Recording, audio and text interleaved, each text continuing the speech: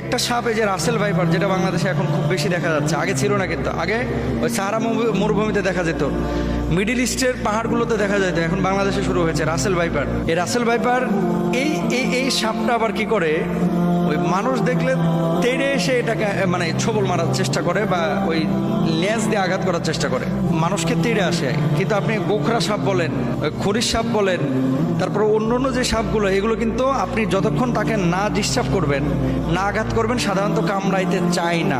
রিয়ার দু একটা ঘটনা বিচ্ছিন্ন হতে পারে। তো সাপের ব্যাপারে আল্লাহর হাবিব সাল্লাল্লাহু আলাইহি ওয়াসাল্লামের একটা বক্তব্য আমরা পাই। নবীজি সাল্লাল্লাহু আলাইহি ওয়াসাল্লাম সাহাবীদেরকে কোনো সাপ মারার আগে 3 বার তাকে সাবধান করো, নবীজি বলেছেন সাহাবীদেরকে, যে ধরো একটা সাপকে তুমি মারবা বা আঘাত করবা, তাকে 3 বার সাবধান করো। কি বলে সাবধান করবেন? চলে যা, চলে যা, সরে যা, অথবা তাকে লাকড়ি দিয়ে, কাঠি দিয়ে